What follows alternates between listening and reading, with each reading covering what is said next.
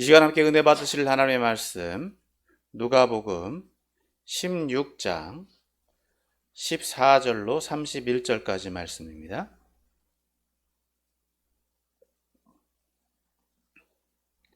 누가복음 16장 14절로 31절까지 말씀. 다 찾은 줄 알고 제가 말씀 봉독해 올리겠습니다. 바리새인들은 돈을 좋아하는 자들이라 이 모든 것을 듣고 비웃거늘 예수께서 이르시되 너희는 사람 앞에서 스스로 옳다 하는 자들이나 너희 마음을 하나님께서 아시나니 사람 중에 높임을 받는 그것이 하나님 앞에 미움을 받는 것이니라. 율법과 선지자는 요한의 때까지요 그 후부터는 하나님 나라의 복음이 전파되어 사람마다 그리로 침입하느니라. 그러나 율법의 한 획이 떨어짐보다 천지가 없어짐이 쉬우리라. 무릇 자기 아내를 버리고 다른 데 장가드는 자도 간음함이요 무릇 버림당한 여자에게 장가드는 자도 간음함이니라. 한 부자가 있어 자색 옷과 고운 베옷을 입고 날마다 호화롭게 즐기더라. 그런데 나사로라 이름하는 한 거지가 헌데투성이로 그의 대문 앞에 버려진 채 그 부자의 상에서 떨어지는 것으로 배불리려 하매 심지어 개들이 와서 그 헌데를 핥더라. 이에 그 거지가 죽어 천사들에게 받들려 하나님의 품에 들어가고 부자도 죽어 장사되매 그가 음부에서 고통 중에 눈을 들어 아브라함과 그의 품에 있는 나사로를 보고 불러 이르되 아버지 아브라함이여 나를 긍휼히 여기사 나사로를 보내어 그 손가락 끝에 물을 찍어 내 혀를 서늘하게 하소서. 내가 이 불꽃 가운데서 괴로워 하나이다. 아브라함이 이르되 예 너는 살았을 때에 좋은 것을 받았고 나사로는 고난을 받았으니 이것을 기억하라. 이제 그는 여기서 위로를 받고 너는 괴로움을 받느니라. 그뿐 아니라 너희와 우리 사이에 큰 구덩이가 놓여 있어 여기서 너희에게 건너가고자 하되 갈 수 없고 거기서 우리에게 건너올 수도 없게 하였느니라. 이르되 그러면 아버지여 구하노니 나사로를 내 아버지의 집에 보내소서. 내 형제 5이 있으니 그들에게 증언하게 하여 그들로 이 고통받는 곳에 오지 않게 하소서. 아브라함이 이르되 그들에게 모세와 선지자들이 있으니 그들에게 들을지니라. 이르되 그렇지 아니하느니이다. 아버지 아브라함이여 만일 죽은 자 가운데서 그들에게 가는 자가 있으면 회개하리이다. 이르되 모세와 선지자들에게 듣지 아니하면 비록 죽은 자 가운데서 살아나는 자가 있을지라도 권함을 받지 아니하리라 하였다 하시니라. 아멘. 할렐루야. 오늘로 거룩한 주일 예배 자리에 나오신 여러분을 환영하고 축복합니다. 오늘도 함께 읽은 본문 말씀을 살펴보며 함께 은혜를 나누길 소망합니다. 오늘 읽은 본문 말씀 16장은 지난 15장에서 본 말씀과 연결되어서 볼 수 있습니다. 또 이것을 전체적으로 총괄하고 정리를 해주고 있다라고 볼 수 있습니다. 따라서 오늘 본문 말씀은 세밀하게 보면 세 부분으로 나눌 수 있고 크게 보면 두 부분으로 구분해 볼 수 있습니다. 먼저 14절에서부터 18절은 1절에서부터 13절 말씀의 보충 설명이고 또 19절에서 31절은 이 부자와 거지 나사로의 비유를 통해서 16장에 또 15장에서부터 연결되어진 이 모든 말씀을 정리해 주고 있다고 할 수 있습니다. 먼저 14절에서부터 18절 말씀을 봅니다. 14절에서부터 18절 말씀은 돈과 율법 가운데 이 돈에 대한 그리고 율법에 대한 이 가치에 대해서 말씀해 주고 있습니다. 앞서 말씀드린 대로 이 14절은 이 1절에서부터 13절 말씀을 정리해 주고 있는 말씀입니다. 자, 14절 말씀 다시 봅니다. 자, 같이 읽습니다. 시작. 바리새인들은 돈을 좋아하는 자들이라 이 모든 것을 듣고 비웃거늘. 자, 1절에서부터 13절 말씀에 본 것처럼 이 불의한 청지기의 비유를 통해서 예수님은 돈을 어떻게 사용해야 되느냐에 대해서 말씀해 주셨습니다. 돈을 버는 목적이 어디 있느냐? 즉 자기를 위해서 돈을 벌고 내가 그 돈을 쓰기 위해서 써야 된다라고 하는 게 1차적인 목적이라고 한다면 예수님은 돈은 수단이지 결론이 아니다. 그러니까 어떻다고요? 돈은 벌어서 즉 다른 사람에게 쓰기 위해서 돈을 버는 거다. 즉 돈을 잘 사용하는 방법에 대해서 예수님 말씀해 주셨다는 거예요. 자, 그러니까 이 바리새인들이 들을 때는 어떻다고요? 자, 바리새인들은 돈을 왜 벌었을까요? 자기가 쓰기 위해서 벌었다는 거죠. 자기중심적이라는 거예요. 그러니까 그 돈을 좋아하는 자들이라. 그러니까 예수님 가르침이 어떻게 들렸을까요? 예, 허무맹랑하게 들렸을 거다라고 하는 겁니다. 그래서 바리새인들은 예수님의 가르침을 듣고 비웃었다. 비웃었다. 그럴 수밖에 없는 거예요. 돈을 나를 위해서 벌지 말고 남을 위해서 벌어라 라고 하는데 누가 안 비웃겠습니까? 그들의 상식선에서 보면 예수님이 비상식적이었을 것이라는 거예요. 그렇다고 해서 그들이 다른 집단보다 돈을 더 좋아하는 집단이냐? 그렇게 보기보다는 이 바리새인들이 일반적인 세대의 상황이 그렇다라고 보실 수 있습니다. 자, 그런데 그런 반응에 비해서 이제 15절은 그런 반응에 대해서 예수님 말씀해 주시는 것입니다. 15절 처음 전반부만 봅니다. 자, 예수께서 이르시되 너희는 사람 앞에서 스스로 옳다 하는 자들이나. 이제 바리새인들의 그 비웃음에 대해서 예수님은 그들을 비평하시죠. 그들이 스스로 옳다, 즉 자기중심적으로 자기 의의를 드러낸다라고 말씀해 주고 있는 거예요. 자, 돈을 좋아하는 것과 의로운 것의 상관관계가 어떻게 연결되느냐? 바리새인들은 그것이 별개로 보았다는 겁니다. 즉 돈을 좋아하는 것, 돈을 좋아한다라고 해서 내 의로움이 훼손되지 않는다. 그러니까 돈이 많아야지 자기는 의롭다 라고 봤던 거예요. 그러니까 내가 의로운 사람이다 라고 자기를 자꾸 자랑했다라고 하는 것이죠. 바리새인들의 관점은 그거예요. 바리새인들은 돈 많은 것만 자랑하는 거고 내가 잘난 것만 자랑하고 내가 잘하는 것만 자랑하고 있는 사람들이다. 그래서 그럼에도 불구하고 그렇게 자랑하고 있는데, 자, 예수님은 어떻게 스스로 옳다 하는 자들이다. 너희들은 그렇게 하지만 어떻다고요? 너희 마음을 하나님께서 아시나니. 옳고 그름의 기준은 어디에 있다? 마음에 있다는 거예요. 행위에서 나오는 것이 아니라 어디에서? 마음에서부터 비롯되는 것이다. 그래서 너희 마음을 하나님께서 아시나니. 사람 중에 높임을 받는 그것은, 즉 자기를 자랑하려고 하고 자기 행위를 드러내려고 하는 것은, 마음이 훼손된 상태에서 하려고 하는 것은 어떻다고요? 하나님 앞에 미움받는 것이라. 하나님께서 평가하시는 것이 된다는 거예요. 재물을 벌기 위해서 나를 위해서 사용하는 것, 그것이 부정한 방법이 아니다라고 한다면 그것은 자기가 부유하게 된 것은 결과적으로 누구에게 영광을 돌릴 수밖에 없다? 하나님께 영광을 돌릴 수밖에 없는 거죠. 그런데 돈을 벌은 목적, 그것을 평가하는 자기 의를 드러내는 평가 기준이 어디에 있다? 부유함에 있다라고 한다면 돈이 많은 사람은 내가 의로워서 돈이 많은 거야. 내가 잘해서 돈을 버는 거야. 이렇게 평가를 한다는 거죠. 그러니까 영광이 하나님께 돌려줘야 될 영광이 있다 없다? 없다는 거예요. 그러니까 자기 의로움을 드러내는 사람들은 결국은 누구를 무시하는 것이 되느냐? 하나님을 무시하는 것이 되고 결과적으로는 하나님의 평가를 받을 수밖에 없다.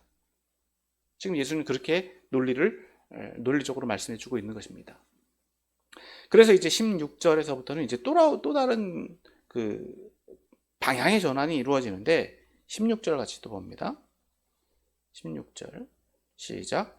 율법과 선지자는 요한의 때까지요. 그 후부로부터는 하나님 나라의 복음이 전파되어 사람마다 그리로 침입하느니라.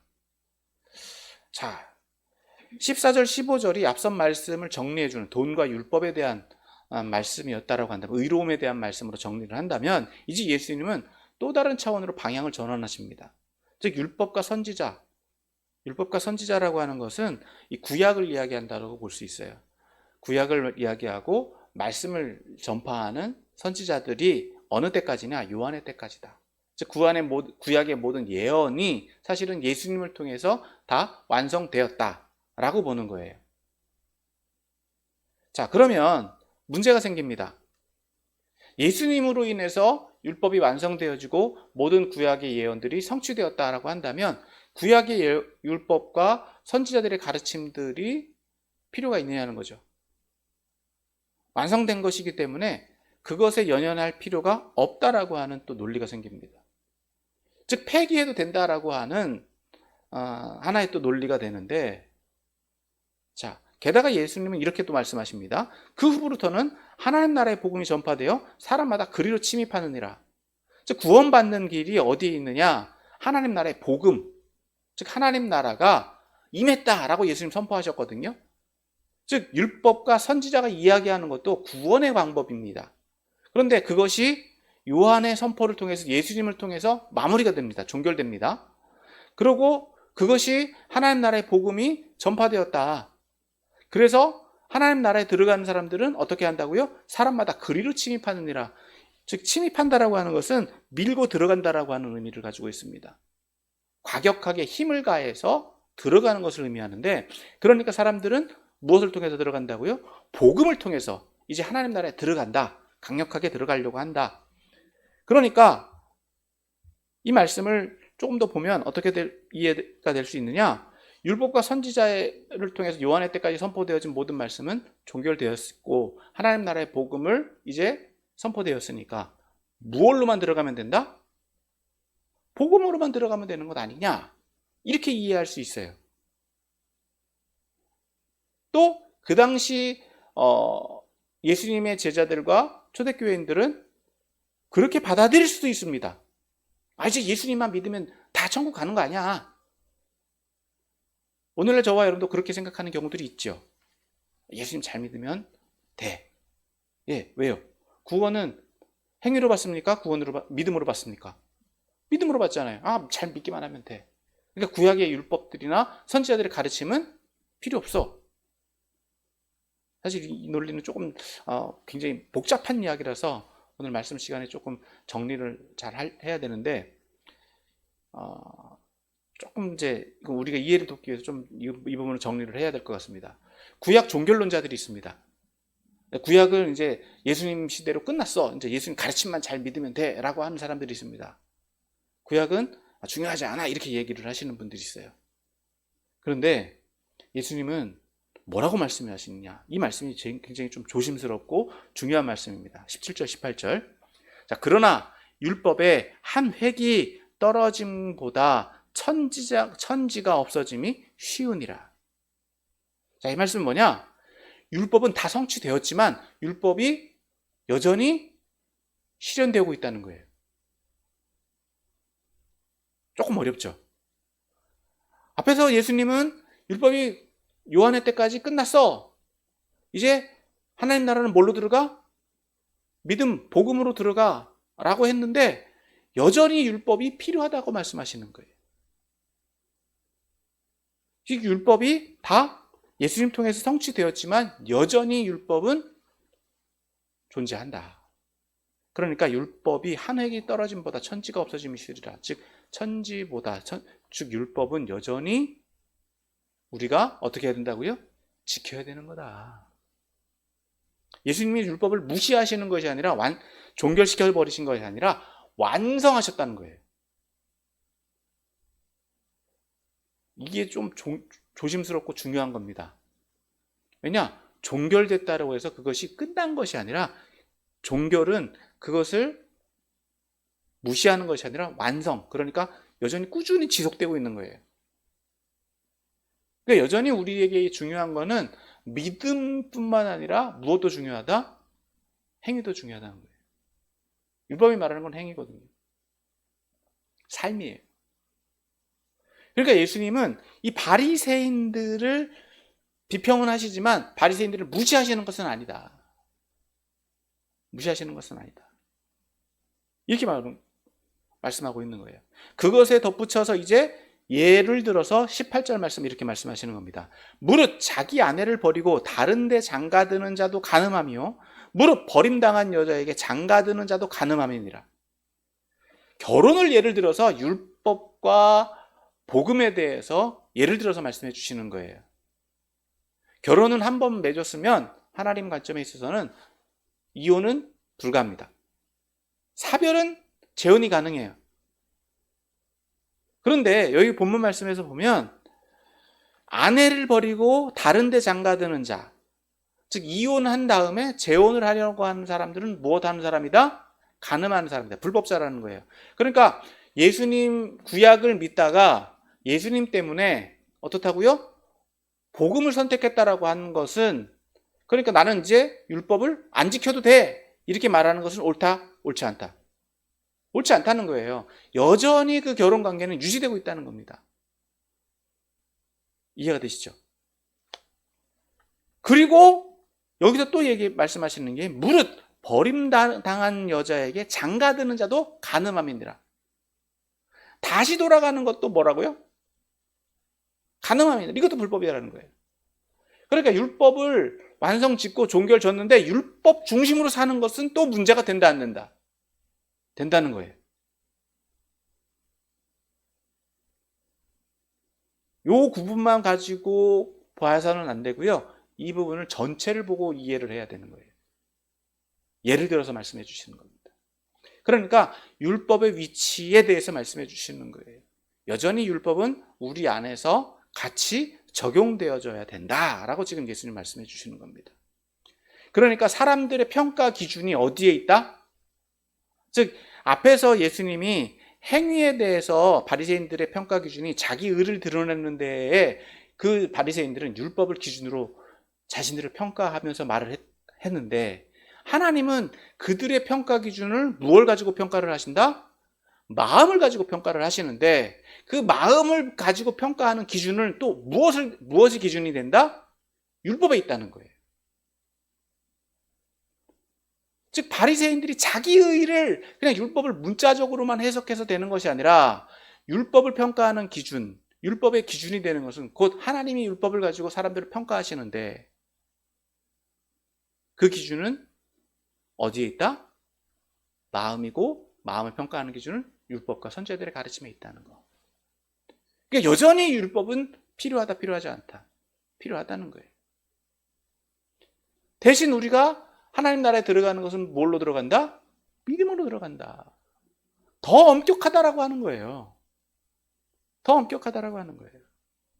이것을 이제 모두 다 정리를 하면서 예수님께서 이제 19절에서 31절에 부자와 거지 나사로의 비유를 통해서 정리를 해주시는 겁니다. 자, 부자와 거지 나사로의 비유는 여러분 잘 아시죠? 말씀을 좀 정리를 하면, 그래도 말씀을 정리를 하면, 한 부자가 있었다는 겁니다. 16절 말씀해 보니까, 19절 말씀해 보니까, 이 부자는요, 자색 옷을 입고 고운 베옷을 입고 날마다 호화롭게 즐겼다. 자기중심적으로 살았다라고 하는 거예요. 그런데 20절에 보니까 나사로라고 하는 사람이 있습니다. 나사로. 근데 그 거지예요. 헐었습니다. 병들었다라고 하는 겁니다. 그런데 어디에 있느냐? 나사로 집 문 앞에 버려졌다. 나사로의 집 문 앞에 버려졌다는 거예요. 즉 가족에게 버림받았다. 버림받았고, 게다가 그는 병들어 있어서 그 스스로는 아무것도 할 수 없습니다. 근데 그가 거기에 버려진 것은 가족들도 어떻다고요? 부잣집이니까 인정을 베풀어서 그 집에서 조금 얻어먹을 게 있지 않겠냐, 이런 생각이 있었을 거다라고 하는 겁니다. 그것이 이제 21절에 나오죠. 그 부자의 상에서 떨어지는 것으로 배불리려 하며, 그의 의도가 있든지 가족들의 의도가 있든지 그 부잣집에서 나오는 것으로, 여유분으로, 잉여분으로 충분히 먹을 수도 있었을 것이다. 그 정도로 이 부자는 부자였다라고 하는 거예요. 자, 그런데 어떻게 됐느냐? 심지어 개들이 와서 그 헌대를 핥더라. 부자가 그를 돌봤다, 안 돌봤다? 안 돌봤다. 그 집 하인들 쫓아서 그들을 안 돌봤다. 뭐냐? 그 집에서 기르는 개가 나와가지고 오히려 그 사람을 핥아먹어요. 상처를 핥아먹어요. 아픈 데를 더 긁어먹었다는 거예요. 엎친 데 덮친 격이죠. 상처가 난 데를 개들이 그 상처를 핥아먹어서 개가 배를 불리고 있는 거예요. 단지 이 사람에게서 발견할 수 있는 한 가지 유익은요, 이름이에요. 이름. 나사로. 그러니까 하나님이 이 사람을 도우신다라고 하는 의미거든요. 나사로라고 하는 것은. 자, 근데 이 이야기는 여기서 끝나지 않습니다. 어떻게 되느냐? 22절에 보니까 그 거지가 죽었습니다. 죽고 나니까 천사들에게 받들려 아브라함 품에 돌아갔다. 근데 부자도 죽습니다. 부자도 죽었는데 결과가 어떻게 되느냐? 음부에서 고통 중에 눈을 들었습니다. 순식간에 음부라고 하는 것은 오늘날로 말하면 지옥이에요. 지옥. 조금 쉽게 표현하면 유대인의 그 내세에 관해서는 다 음부입니다. 죽음 이후에 가는 곳, 사람들이 가는 곳은. 그래서 땅으로 다 내려간다 이렇게 표현을 해요. 그래서 여기서 말하는 것은 음부인데, 그곳에 어떤 상태로 눈을 뜨게 됐느냐? 고통 중에 있게 됐다. 심판을 받고 있는 상황이다라고 하는 겁니다. 그래서 눈을 들어서 보니까 멀리 아브라함과 그 품에 있는 나사로를 봤다. 여러분, 그러니까 이 부자가 나사로를 안다 모른다? 알고 있었다는 거예요. 그런데도 도와줬다 안 도와줬다? 안 도와줬다는 거죠. 그러니까 자기 중심적으로 살았다라고 하는 거예요. 자, 그걸 보면서 이제 24절에 보니까 어떻게 이야기합니까? 아버지 아브라함이여, 나를 긍휼히 여기서 나사로를 보내어 그 손가락 끝에 물을 찍어 내 혀를 서늘하게 하소서. 나사로, 아브라함한테 참자 와달라고 못하고, 그래도 나사로는 자기 집 문 앞에 있던 사람, 아는 사람이니까 물 한 방울이라도 나의 혀에 찍어달라. 그러니까 자기를 이곳에서 구원해달라고 이야기하는 게 아니라 고통을 조금이라도 경감시켜달라. 뭘로 고통받고 있느냐? 내가 여기 이 불꽃 가운데 괴로워하느냐. 불의 심판을 받고 있다는 겁니다. 얼마나 고통스러운지, 지금 얼마나 급박했는지 표현해주고 있는 거예요. 자, 그런데 25절에서 보면 이제 아브라함의 말이 나옵니다. 예, 너는 살았을 때 좋은 것을 받았고 나사로는 고통을 받았으니 이것을 기억하라. 이제 그는 여기서 위로를 받고 너는 괴로움을 받느니라. 이 말은요, 부자가 묻지도 않았습니다. 이건 아브라함이 일부러 말씀해주고 있는 거예요. 네가 왜 거기에 있어야 되는지, 나사로가 왜 여기에 있는지, 즉 심판의 기준에 대해서 말씀해 준 거예요. 그러니까 심판의 기준은 어디 있다고요? 살았을 때 어떻게 했느냐, 어떻게 살았느냐, 그것이 심판의 기준이다. 근데 이 부분은 조금 이따가도 좀 살펴봐야 되겠지만, 즉 부유하게 살았다고 해서 다 역전이 되느냐, 가난하게 살았다고 다 천국의 보상을 받느냐, 그렇지는 않다는 거예요. 이거는 극단적으로 지금 표현을 해주고 있는 말씀인데, 단지 하나는 뭐냐? 살았을 때는 좋은 것을 받았고 누렸고, 또 이 땅 가운데서 조금 누리지 못했지만 이후에는 무엇이 기다릴 수 있다? 보상이 기다릴 수 있다라고 하는 희망적인 메시지입니다. 자, 그런데 그러한 이제 심판 기준을 가지고 평가를 받았다라고 한다면 이제 26절에서는 이렇게 말씀하시죠. 너희와 우리 사이에 큰 구덩이가 놓여 있어 너희에게 건너가고자 하되 갈 수 없고 거기서 우리에게 건너올 수도 없게 하였느니라. 경계가 분명하다라고 하는 거예요. 선이 분명히 있다라고 하는 겁니다.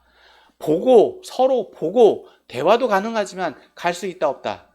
없다는 겁니다. 분명한 한계선이 있다라고 하는 거예요. 고통과 축복은 한 끗 차이다라고 볼 수 있는 겁니다. 자, 계속해서 이제 여기서 부자의 요청은 여기서 끝나지 않습니다. 27절. 그러면 아버지여 구하노니 나사로를 내 아버지의 집에 보내소서. 내 형제 5이 있으니 그들에게 증언하게 하여 그들로 이 고통받는 곳에 오지 않게 하소서. 자기가 고통받고 보니까 어떻다고요? 누구도 이곳은 올 곳이 아니다. 올 곳이 아니다. 나사로를 그래도 그 집에 내 형제들, 내 가족들은 나사로를 그래도 안다. 그러니까 나사로가 가서 얘기해주면 이 사람들이 여기에 오지 않을 수 있는 기회를 얻을 거다. 자, 뭐라고 말씀하십니까? 29절. 아브라함이 이르되 그들에게 모세와 선지자들이 있으니 그들에게 들을지니라. 여기서 모세와 선지자는 뭘 의미한다고요? 앞에서 율법과 선지자라고 말씀했던 그 말씀입니다. 그러니까 구약의 말씀, 하나님의 말씀, 그리고 선지자들의 가르침, 그들이 그것을 안다 모른다, 안다라고 하는 거죠. 심판의 기준이 어디에 있다는 겁니까? 구약의 말씀에 있다는 거예요. 율법에 있다는 겁니다. 그들이 그것을 이미 듣고 알고 있다라고 하는 겁니다. 자, 그런데 그들이 그것을 들을 것이다, 듣지 않을 것이다. 이 부자의 입장에서는요, 30절의 말씀에 있는 것처럼 그들이 그렇지 않을 것입니다. 그러니까 극단적으로 이제 요청합니다. 아버지 아브라함이여, 만일 죽은 자에게 그들에게 가는 자가 있으면 회개하리이다. 회개의 근거가 어디 있다고요? 죽은 자가 가면. 이미 그들은 율법을 알아요. 그런데 그것을 안 들을 겁니다. 그러니까 죽었던 사람, 그래도 그 집 주변에 있었던 사람이 가서 얘기하면 들어줄 거 아니겠습니까? 자기를 보내달라는 말은 차마 못합니다. 하지만 그래도 누구? 하나님 편에 있었던 사람, 나사로, 이 사람이 가면 들어줄 것 아니겠냐라고 말하고 있는 거예요. 그러니까 31절에서 뭐라고 대답을 하시느냐?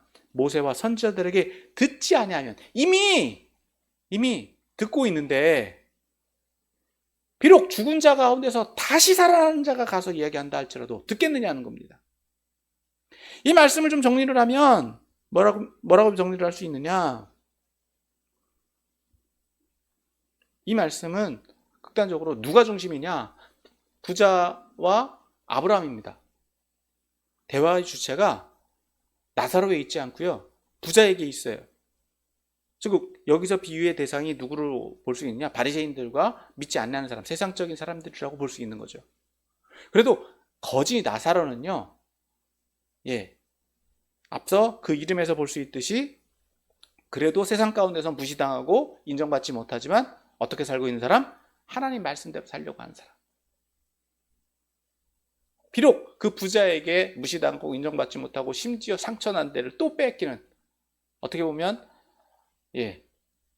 계속해서 뭔가를 손해보고 또 착취당하는 착취의 대상일지는 몰라도 어떻게 해요? 하나님 편에서 하나님 말씀대로, 하나님 중심대로 살려고 했던 사람. 세상 가운데서는 무시당하고 인정받지 못한다고 할지라도 어떻게 해요? 그 이름값은 하려고 했던 사람. 그런 사람들이 어떤 평가를 받는다? 아브라함 품에, 하나님 편에 가는 그런 평가를 받는다는 이야기로 볼 수 있습니다. 더불어서 이런 극단적인 심판의 상황 가운데 있을 때 부자들은 어떻게 요청할 수밖에 없다는 겁니까? 가족들은 오지 않게 해달라. 자, 아브라함의 말을 빌어서 이야기하고는 이 말씀 타당합니다. 진리가 이미 선포되어져 있다는 거예요. 모세와 선지자의 말씀, 선지자들을 통해서 선포되어진 진리의 말씀들은 충분히 들을 수 있는 기회가 주어졌고 그들도 들었고 그들도 알고 있다는 겁니다. 심지어 이 부자가 요청한 것처럼 죽었던 사람, 진리를 하나님 편에 있었던 사람이 가서 또 외쳐줍니다. 누굴 통해서? 예수님 통해서. 오늘 본문에서는 그렇게 할 수 없다라고 말씀했지만 이것을 그래도 어떻게 하셨다고요? 들어주셨다는 거예요. 그런데 지금 이것은 어떻게 보면 예수님은 미래적인 이야기로 볼 수도 있죠. 자신이 그렇게 하실 것이기 때문에. 그런데 그렇게 될 거다 안 될 거다? 안 될 거다라고 하는 거예요. 그러니까 오늘 저와 여러분들이 해야 되는 일은 뭐냐? 우리에게 주어져 있는 일에 대해서 그래도 어떻다고요? 충분히 믿음의 가치를 유지하고 있어야 된다는 거예요. 거지처럼 인정받지 못할 때 있습니다. 무시당할 때 있어요. 오히려 계속 뺏길 때도 있어요. 부자에게 조금 빌붙어가지고 조금 뭔가 유익을 보려고 하는데 어떻다고요? 부자들은 더 뺏어가려고 하고 상처 주기도 하고 힘들게도 합니다. 가끔 우리는 그런 생각하잖아요. 내가 그렇게 못 살까 봐? 너보다 잘 못 살까 봐? 여러분, 그래도 우리가 지켜야 되는 가치는 어디에 있다고요? 내 이름값, 나사로라고 하는 이름값, 크리스찬이라고 하는 이름값, 그걸 지킬 수 있어야 된다고 하는 거예요. 그러니까 오늘 본문에서 말씀해주고 있는 것처럼 심판은 분명히 당위성을 가지고 있습니다. 심판의 기준은 분명히 정해져 있습니다. 문제는 그에 따르는 직분의 책임성 또한 있다라고 하는 거예요. 부자라고 한다면 부자로서 해야 되는 일들이 있습니다. 물론 거지라고 해서 그냥 마냥 나는 책임 없어 이런 의미를 가지고 있는 것은 아닙니다. 동일하게 구원의 기회는 주어져 있습니다. 근데 그것을 내가 받아들이느냐 받아들이지 않느냐에 있다는 거예요. 그것을 인정할 때의 삶의 방식들은 달라집니다. 이렇게 오늘 16장은 정리를 한다라고 본다면 오늘 저와 여러분들 앞서 말씀 조금 더 제가 미리 말씀을 드렸지만 이 말씀으로 저와 여러분들이 어떻게 적응해야 될까요? 앞서 말씀드린 것처럼 구원의 조건을 우리가 인정하느냐 인정하지 않느냐예요. 모세와 율법과 선지자의 말씀들을 우리에게 어떻게 적용할 거냐라고 하는 것입니다. 더 나아가서 천국과 지옥의 심판의 기준이 우리에게 적용될 것이다, 안 될 것이다. 우리도 저와 여러분들에게 동일하게 적용된다라고 하는 거예요. 세상을 살아가는 방식이 어디에 있느냐는 하는 것입니다. 이 말씀들을 좀 이해하기 위해서 앞서 15장, 16장의 말씀을 좀 더 정리를 합니다. 15장에서는 예수님께서 하나님은 잃어버린 양과 드라크마를 찾기를 바라시고 계신다. 또 집 나간 아들이 돌아오기를 기다리고 계신다. 즉 회개할 기회를 충분히 주어졌고 그렇게 하기를 원하신다라고 말씀해주고 있는 거예요. 그리고 그것을 찾았을 때는 엄청난 기쁨이 있다라고 하는 것이죠. 근데 문제는 어디에 있다고요? 바리새인들에게 있다라고 하는 거예요. 기존 성도들에게 있다라고 하는 거예요. 회개하고 돌아왔는데 기뻐한다, 기뻐하지 않는다. 오히려 화를 내고 있더라. 그게 교만입니다. 바리새인들의 교만. 돌아오는 것, 이런 것을 찾았을 때에 자기가 상대적으로 손해를 본다라고 하는 생각을 가질 수도 있다라고 하는 거예요. 이에 대해서 예수님은 이 큰아들에게 말씀하셨던 것. 이미 너는 다 갖고 있지 않느냐. 천국을, 하나님 것을 다 가지고 있음에도 불구하고 함께 기뻐하지 않는다. 옹졸함입니다. 그러니까 집 나간 아들이 돌아온 것을 기뻐하는 것을 같이 즐거워하는 것. 배려의 마음을 가지고 있는 것. 그것이 믿는 사람들이 해야 되는 일이다라고 예수님 말씀해 주고 있는 것이고, 두 번째로 옳지 않은 청지기 비유를 통해서 이 말씀은 제자들에게 주셨던 말씀인데 충성됨에서 주시는 말씀이라고 볼 수 있습니다. 무능할 수 있어요. 불의할 수 있어요. 불성실할 수 있어요. 하지만 제자들에게 주어진, 청지기에게 주어진 직분은 무엇입니까? 자기중심적으로 돈을 버는 데에 있는 것이 아니라 어떻게 해요? 돈을 잘 사용하는 데 있다라고 하는 거예요. 오늘 저와 여러분들이 이 땅 가운데 영원히 살 것입니까? 우리는 청지기와 같은 삶을 사는 거예요. 누구 거를 받아서 주인의 것을 받아서 잠시 세상에서 사용하다가 가는 거예요. 그런데 내 것인 것처럼 착각하고 살아가더라. 여러분, 이 불의한 청지기가 왜 칭찬받았습니까? 주인의 돈을 잘 사용할 수 있도록 했을 때. 아무것도 안 하고 있을 때는 낭비한다고 했어요. 그 돈을 횡령하고 착복할 때는 낭비를 일으킨다고 했습니다. 근데 오히려 빚을 깎아주니까 사람들이 오히려 더 살 길이 열렸다. 그 일을 잘했다라고 주인은 칭찬했다라고 하는 거예요. 오늘 저와 여러분들의 관점이 어디 있느냐? 돈을 벌기 위해서만 사는 것이 아니라 돈을 잘 쓰기 위해서 살아야 된다. 여러분, 오늘 이 말씀에서 좀 조심스러운 건 뭐냐? 부자가 되지 말라는 게 아닙니다. 특히나 이제 부자와 거진 나사로의 비유를 통해서 말씀해 주고 있는 것처럼 부자들이 심판받았고 거지는 하나님 나라에 갔으니까 우리는 다 거지가 돼야 되겠네? 그럼 거지는 다 인정받는 사람이냐? 그렇지 않다는 거예요. 부자를 무조건 비난해서 해야 될 것이 아니라 부자가 해야 될 일, 부자가 부자로서 갖춰야 될 그 자질과 부자로서 해야 되는 일을 못했기 때문에 율법이 제시하고 있는, 율법이 가지고 있는 그 가치관대로 살지 못했기 때문에 그가 심판받은 거라는 거예요. 나사로도 마찬가지입니다. 나사로도 뭔가 살아보려고 했었을 것입니다. 하지만 그가 가지고 있는 능력이 그 기대치만큼 이르지 못했기 때문에 거지로서 살 수밖에 없었고 상처받을 수밖에 없었다라고 하는 거예요. 심판의 기준은 어디 있다고요? 말씀에 있다는 거예요. 여러분, 이 부자가 간청하고 있는 게 뭡니까?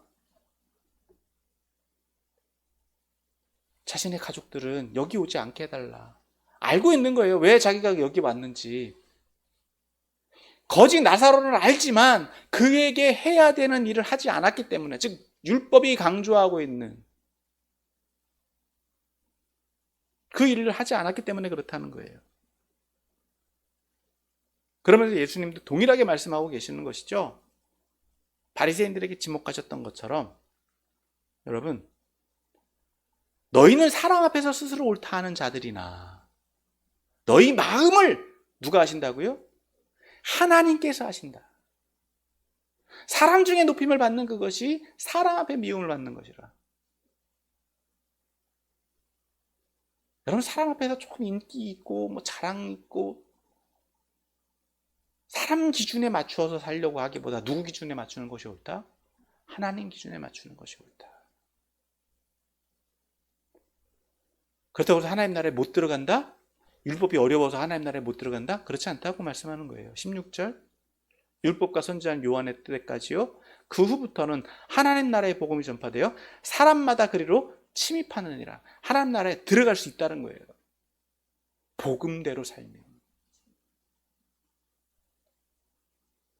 율법의 행위로만 살 것이 아니라 복음이라고 하는 건 뭐냐? 그 행위 위에 무엇이 더해져야 된다? 마음까지도.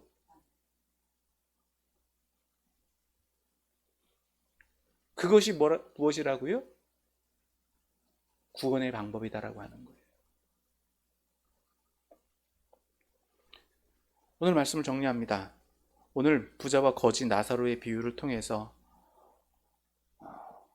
복음이 어디에 있는지, 구원이 어디에 있는지, 우리가 하나님 나라에 들어갈 어떻게 들어갈 것인가에 대해서 말씀을 나눴습니다. 아직도 이 진리를 모르는 분들이 많이 있습니다.